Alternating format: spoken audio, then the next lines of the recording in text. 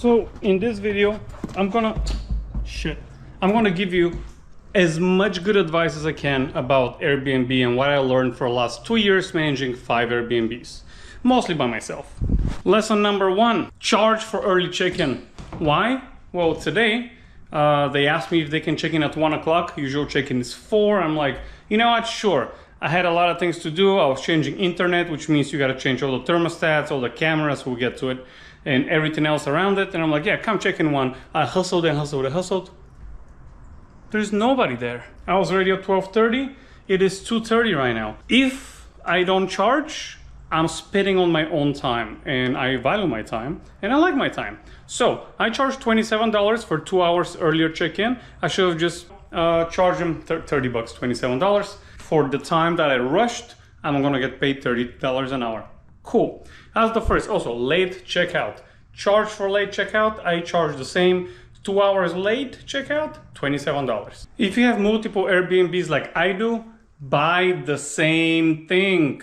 Do not do like me and do black linens, gray linens. I mean, this is actually on purpose right now because I have king size bed and I bought gray linens for everything, and good luck finding out which one is queen, which one is king. So my black linens are only for the king and gray linens are only for the queen. I learned that the hard way. I had navy, black. I also, the patterns, buy the same patterns. No one cares. No one's gonna come again most likely, and even if they do, it's gonna be 1 year from now. They're not gonna remember. So basically buy the same. Towels. Okay, you're gonna see, I'm gonna get you to the other property. I got gray towels here, right? Well, watch what happens in my next property. They're black. So now I got 2 sets of towels. If I lose one, I cannot substitute from the other set because the other set is gray, it's not black, and I need a black. Same thing, buy the same thing everywhere. Now you're gonna see this property, okay? See the couch, see the TV, see everything, and you're gonna see in the next unit, everything is absolutely exactly the same. Lesson number 3, your cleaners are working per hour. They don't give a fuck about your property, they don't care, they just need to do their job, clean, and get the fuck out.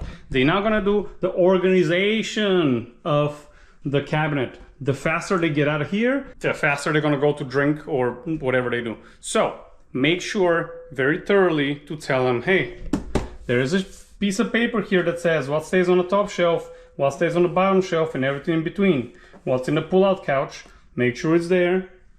How to set up the towels. Gray linens are queen, black linens are king.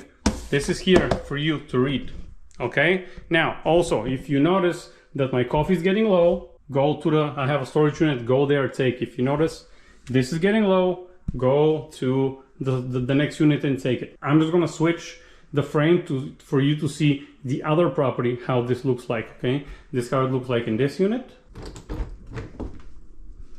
Here is the other unit's linen closet. Everything else is ordered the same way. This is here for the cleaners to know how to do it. Let's see. King size, queen size. You gotta teach them how to do that. You have to teach them how to do this. So here's the thing when things run out, okay? Let's say we have coffee, we run out of coffee. We come here and say, oh, okay, we have a few more. But let's say we run out of coffee. Okay, let's say we run out of coffee here. Okay, this needs to be full every time. So if it's not full, this holds 27. Usually no one's gonna drink them. It holds 27, but let's say we have 25. And like, okay, I'm the cleaner, I gotta go refill 2 of them. Okay, I go here, and we got nothing here. Which means the previous cleaner didn't do their job. They have to make sure that we have all of those items present, okay? There's 15 items if I'm not mistaken. I divided them in 2 different categories. There are like 15 consumables and 5 more that are non-consumables, for example. This is non-consumable. This will not get changed too often. And by the way, order of this is not random, okay? The least amount of time we're gonna change light bulbs and remotes. And sometimes those get stolen. So they are the highest. This we're gonna change maybe once a week. We're gonna refill. This is gonna change every time, so they're within arm's reach. This we're gonna change every time, arm's reach. And the bottom is the biggest space, so we got the paper towel, toilet paper. We come here, we see there's no coffee. What do we do now? Wow, there's no more coffee. Well, we should have looked. Christian has a long stay, and now I gotta call somebody, order the coffee, coffee comes in, I gotta deliver it myself if I'm not here. If you follow my other channel, I travel, I'm going to be in Asia for 3 months. So if I'm not here, what do? I gotta call a friend of mine, it's a whole mess. So to avoid this, when this finishes there, they come here, oh, there's no more. Well, okay, now we're gonna go to the storage shed. I'm gonna show you where that is. It's here on premises. I have 1 or 2 full packs of 60 units of coffee. So you're gonna go there, replace this whole thing. So here you always have to have at least maybe 10-ish. If they're lower than 10, if they see they're lower in the quantity amount, they go and grab a brand new at 60. So this never ends. Same applies for everything else. Creamers, sugar, all of this that you see, you can see it here if you want to pause the video and read. All of this, if it gets low, we need to replace them. The only thing I'm missing right now is batteries. That's all. Okay, that's lesson number, I don't know, I'll listen on the screen, but always have a safety net. Have a plan A, plan B, and a reserve, okay? Like, how do they call it? A primary, secondary, and a reserve just in case.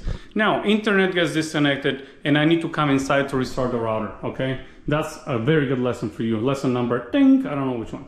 Internet is here, it's brand new with T-Mobile. I need to restart it. Well, I have tenants. How do I come to reset it, okay? Well, I have this little machine here, this little guy. So this has a remote control, and I have a handyman that lives on premises. He lives, if you see that black car right next to my amazing van, he lives right there. So he grabs his remote, comes right here, and does click. I told him count to 20, click back. So he turns it on, restarts the whole system. Bam. Same if the cameras are not working. If the camera is not working, I'm gonna go tell him to come and click. That's all I can do. If I cannot do anything online, because if this is offline, you can't really access this to restart it. All right, next lesson, which doesn't happen too often, when you change internet providers, you don't just change the Wi-Fi password. You know, I have this here that I point the Wi-Fi password. Oh, this is not a lesson. Have this here right in front of the TV so they cannot miss it, because number one question is, what's the Wi-Fi password? There you go. So when you change the Wi-Fi, like I went from AT&T to T-Mobile, I actually left the name almost the same, password is exactly the same, because now I need to go online and change all of my auto messages.